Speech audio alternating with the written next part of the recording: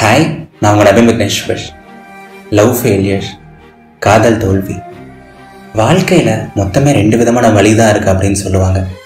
ஒன்று காதல் தோல்வி கொடுக்குற வழி, அண்ட் 2வது மிச்சம் எல்லா வழிகளும் அப்படின்னு சொல்லுவாங்க. ஸோ நமக்கு கரியரில் ஏதாவது ஒரு ஃபெயிலியர் வரலாம், ஃப்ரெண்ட்ஷிப்பில் ஏதாவது ஒரு ப்ராப்ளம் வரலாம், ஹெல்த் வைஸ் ஏதாவது ஒரு ப்ராப்ளம் வரலாம். எந்த ப்ராப்ளமாக இருந்தாலும், எந்த கஷ்டமாக இருந்தாலும், எந்த பெயினாக இருந்தாலும் அதை எப்படியாவது ஹேண்டில் பண்ணிடுறோம், எப்படியாவது அதை கடந்து வந்துடுறோம்.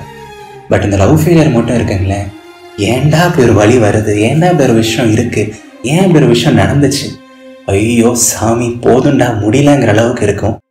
அது ஏன் அவ்வளோ கஷ்டமாக இருக்குன்னு சொல்லிட்டு தெரியல. கரெக்டுங்களா? ஸோ இந்த லவ் ஃபெயிலியரை எப்படி ஹேண்டில் பண்ணுறது, அண்ட் அந்த பர்சன் கிட்டேருந்து எப்படி நம்ம மூவ் ஆன் ஆகிறது, எப்படி நம்மளோட நார்மல் லைஃபுக்கு திரும்புறது. ஸோ எஸ், இந்த வாரம் நம்ம அதுதான் பேச போகிறோம். லவ் ஃபெயிலியருக்கு ஒரு சின்ன மெடிசன் மாதிரி இருக்கும்னு வைங்களேன் இந்த episode. So ya, they are just a part of your journey, not your destination. அந்த பர்சன் உங்களோட பயணத்தில் நீங்கள் சந்தித்த ஒரு பர்சனே தவிர நீங்கள் சேர்கிற இடம் அந்த பர்சன் கிடையாது அப்படின்னு தான் இந்த வாரம் நான் பேச போகிறேன். ஸோ வாங்க டாபிக் உள்ள போகலாம். ஸோ முதல் விஷயம் என்னை பொறுத்த வரைக்கும் லைஃப்பில் எல்லாமே ஒரு ஜேர்னி தாங்க. எல்லாத்தையும் நான் ஒரு பயணமாக தான் பார்ப்பேன். இப்போ கரியர் எடுத்துட்டீங்க, இல்லை ஒரு பேஷன் அப்படின்னு எடுத்துக்கிட்டிங்கன்னா அது ஒரு ஜேர்னி தான். கரெக்டுங்களா? எதில் உங்களுக்கு ஆசைப்பட்ட ஒரு விஷயம் இருக்கும், இல்லை ஆசைப்பட்ட ஒரு கம்பெனி இருக்கும், அதுக்காக நீங்கள் படிப்பீங்க, நிறைய உழைப்பு போடுவீங்க, அந்த கம்பெனியில் ஜாயின் பண்ணுவீங்க, அப்புறம் நிறையா ஒர்க் பண்ணுவீங்க, உங்களோட பேஷனுக்காக நிறைய உழைப்பு போடுவீங்க. அண்ட் அந்த கரியர்லேயோ இல்லை உங்களோட பேஷன்லையோ நீங்கள் க்ரோ ஆவீங்க, நிறைய பீப்புளை மீட் பண்ணுவீங்க, மணி ஏர்ன் பண்ணுவீங்க, நிறைய சந்தோஷம் கெயின் பண்ணுவீங்க. அண்ட் ஒரு பாயிண்டில் வேறு ஒரு விஷயத்துக்கு மேலே உங்களுக்கு ஈர்ப்பு வரும், வேறு ஒரு கம்பெனி மேலே உங்களுக்கு இன்ட்ரெஸ்ட் வரும். ஸோ அப்படியே அந்த கம்பெனி இன்னொரு கம்பெனி ரீப்ளேஸ் பண்ணிவிடும், ஆர் அந்த பேஷன் இந்த பேஷனை ரீப்ளேஸ் பண்ணிவிடும். அந்த journey will keep going on. பயணம் முடியவே முடியாது, போயிட்டே இருக்கும். ஓகேங்களா? ஸோ உங்களோட கரியருங்கிற பயணத்தில், உங்களோட கரியருங்கிற ஜேர்னியில் நடுவில் வந்த கம்பெனியோ, நடுவில் வந்த ஒரு ஆசையோ தான் இந்த சிங்கிங்கோ இல்லை ரைட்டிங்கோ. புரியுதுங்களா? அதே மாதிரி கூட ஃப்ரெண்ட்ஷிப்பை ஒரு ஜேர்னியாக பார்க்கலாம். நம்ம காலேஜில் இருக்கும்போது நமக்கு செட் ஆஃப் ஃப்ரெண்ட்ஸ் வேறு மாதிரி இருப்பாங்க, ஆஃபீஸில் செட் ஆஃப் ஃப்ரெண்ட்ஸ் வேறு மாதிரி இருப்பாங்க. மேரேஜுக்கு அப்புறம் ஃப்ரெண்ட்ஸ் கூட டைம் ஸ்பெண்ட் பண்ண முடியாமல் கூட போகலாம். கரெக்டுங்களா? ஸோ ஃப்ரெண்ட்ஷிப்பை கூட லைஃப்பில் ஒரு ஜேர்னியாக பார்க்கலாம். ஸோ லைஃப்பில் எல்லாமே ஒரு ஜேர்னி தான் அப்படிங்கிறச்ச ஏன் ரிலேஷன்ஷிப்ஸை நம்ம ஒரு ஜேர்னியாக பார்க்கக்கூடாது? அந்த காலத்தில் நம்ம அப்பா அம்மாலாம் கல்யாணம் பண்ணுறப்போ பார்த்தீங்கன்னா சோஷியல் மீடியா கிடையாது, எல்லோரும் ஏர்லியாக மேரேஜ் பண்ணிப்பாங்க, வேர்ல்டில் இவ்வளோ எக்ஸ்போஷர் கிடையாது, இவ்வளோ பேரை யாராலையும் மீட்டே பண்ண முடியாது, மோஸ்ட்லி அரேஞ்ச் மேரேஜ் தான் நடக்கும். பட் இப்போ அப்படி கிடையாதுங்க. உலகம் ரொம்ப சின்னதாகிடுச்சு. நம்ம இங்கேருந்து யூஎஸ்க்கு கூட ஒரே செகண்டில் பேச முடியுது. ஒரு நாளைக்கு நம்ம நினச்சா 100 பேர்கிட்ட கூட பேசலாம், யாரை வேணால் சோஷியல் மீடியாவில் மீட் பண்ண முடியுது, ஒருத்தர் கூட 2 வாரத்தில் அவ்வளோ க்ளோஸ் ஆக முடியுது. ஸோ இந்த டைமில் நீ கமிட்டே ஆகாத, யாரு கூடயும் க்ளோஸ் ஆகாத, ரிலேஷன்ஷிப்குள்ளேயே போகாதுன்னு சொல்கிறது கிட்டத்தட்ட இம்பாசிபிள் அண்ட் ஆல்மோஸ்ட் இன்னெவிட்டபிள்னு தான் நான் சொல்லுவேன். கரெக்டுங்களா?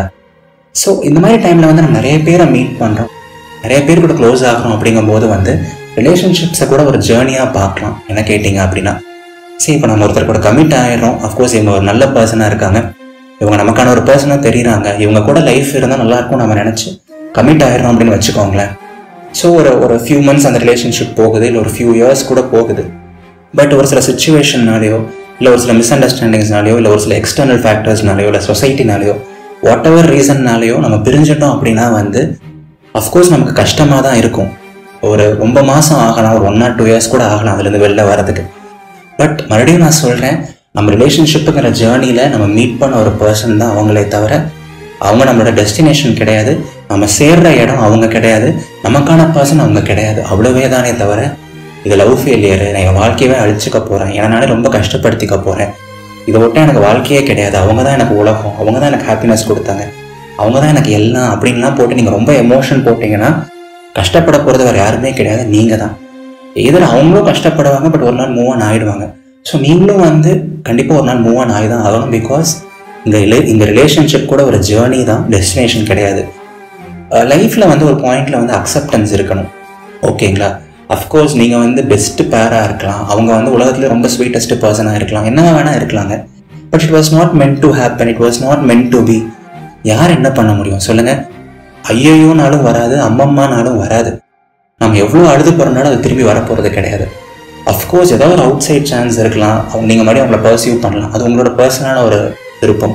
பட் சென்சிபிளாக யோசிச்சு பாருங்கள், இது மறுபடியும் நடக்க சான்ஸ் இருக்கா, ப்ராக்டிக்கலாக மறுபடியும் நம்ம சேர்கிறதுக்கு சான்ஸ் இருக்கா, எல்லாத்தையும் யோசிச்சு பார்த்துட்டு மறுபடியும் பர்சீவ் பண்ணுங்கள். இல்லைனா of course I had a beautiful time, அந்த பயணம் ரொம்ப அழகாக இருந்தது, பட் இதுக்கப்புறம் நான் மூவ் ஆன் ஆகணும் என்னோட லைஃப்பில். எதர் வந்து நான் இன்னொரு பர்சன் கூட கமிட் ஆகலாம், ஆர் என்னோட கரியரில் நான் ஃபோக்கஸ் பண்ணலாம், ஆர் என்னோட வேறு ஆஸ்பெக்ட்ஸில் நான் ஃபோக்கஸ் பண்ணலாமே தவிர இந்த இடத்துல தான் நான் உட்காந்துருக்க போகிறேன், இதே பஸ் ஸ்டாப்லேயே தான் நான் வாழ்க்கை ஃபுல்லாக உட்காந்துருக்க போகிறேன் அப்படின்னா வந்து உங்களுக்கு தான் நஷ்டம். ஓகேங்களா? ஸோ நான் மறுபடியும் சொல்கிறேன், learn to accept when something doesn't happen. Because லைஃப்பில் வந்து எப்படி நம்ம ஆசைப்பட்ட ஒரு சில விஷயங்கள் நமக்கு கிடைக்குதோ அதே மாதிரி நம்ம ஆசைப்பட்ட ஒரு சில விஷயங்கள் கிடைக்காம கூட போகலாம். That is part and parcel of nature. உலகத்தோட நியதி அது. நேச்சர் அப்படி தான் ஒர்க் ஆகும். நம்மளால ஒரு தனி மனுஷனா போயிட்டு அதை மாற்ற முடியாது. நம்ம போயிட்டு கொஸ்டின் கூட கேட்க முடியாது, ஏன் நேச்சர் நீ இப்படி இருக்க, ஏன் யூனிவர்ஸ் நீ இப்படி இருக்க, ஏன் விதி நீ இப்படி இருக்கன்னு சொல்லிட்டு நம்ம கொஸ்டின்லாம் கேட்க முடியாது. கொஸ்டின் கேட்டால் கூட நமக்கு யாரும் பதில் சொல்ல மாட்டாங்க. சரிங்களா? சேரும் வரை போகும் இடம் தெரியாதெனில் போதை தரும் பேருன்பம் வேறு உள்ளதா அப்படின்னு சொல்லிட்டு ஒரு அழகான பாடல் வரியே இருக்கு. ஸோ நாளைக்கு என்ன நடக்க போகுது, நாளானைக்கு என்ன நடக்க போகுது, நமக்கான பர்சன் யாருன்னு தெரியாமல் இருக்க வரைக்கும் தான் அந்த லைஃப் சுவாரஸ்யமாகவே இருக்கும். சரிங்களா? ஸோ நான் இன்னும் ஒரே ஒரு பாயிண்ட் தான் சொல்லணும்னு நினைக்கிறேன். No one is irreplaceable in our life. Literally, no one is irreplaceable in our life other than our amma or other than our mom or parents. So நம்மளோட அப்பா அம்மாவை தவிர இங்கே யாருமே வந்து irreplaceable அப்படிலாம் கிடையவே கிடையாது. இவங்க தான் வந்து எனக்கு எல்லா ஹாப்பினஸும் கொடுத்தாங்க, இவங்க தான் எனக்கு உலகம், இவ தான் எனக்கு எல்லாமே, அவன் தான் எனக்கு எல்லாமே அப்படின்னு நினச்சிங்கன்னா அது உங்களோட மைண்டில் இருக்க ஒரு எண்ணம், உங்களோட மைண்டில் இருக்க ஒரு எமோஷனல் திங்கிங் தானே தவிர அவங்களுக்கு ஈக்குவலாக ஒரு பர்சனே உலகத்தில் கிடையாது. எனக்கு அன்பு கொடுக்க வேறு யாருமே கிடையாது அப்படின்னு நீங்கள் பிலீவ் பண்ணீங்கன்னா அது உங்களோட பிலீஃப் மட்டும் தானே தவிர அது உண்மை கிடையாது. சரிங்களா? Try to replace them. இது வந்து ஆன் பேப்பரில் கேட்கும்போது வந்து என்னென்ன நீயே எப்படி சொல்கிறேங்கிற மாதிரி இருக்கலாம். But what ever may happen, life has to move on. கரெக்டுங்களா? நீங்கள் ஆல்ரெடி வந்து ரொம்ப மாதம் ஃபீல் பண்ணிட்டீங்க, ரொம்ப நாள் அழுதுட்டீங்க, ரொம்ப இரவுகள் தூக்கத்தை இழந்துட்டீங்க, நிறைய நாட்கள் தலையணையாக நினச்சிட்டீங்க. போதும், கஷ்டப்பட்டதெல்லாம் போதும், அழுததெல்லாம் போதும், துன்பப்பட்டதெல்லாம் போதும், துயரப்பட்டதெல்லாம் போதும். You deserve a better life, you deserve a better peace of mind and you deserve someone better. கரெக்டுங்களா? ஒரு நாள் நீங்களும் உங்கள் லைஃப்பில் மூவ் ஆன் ஆகிதானே ஆகணும்.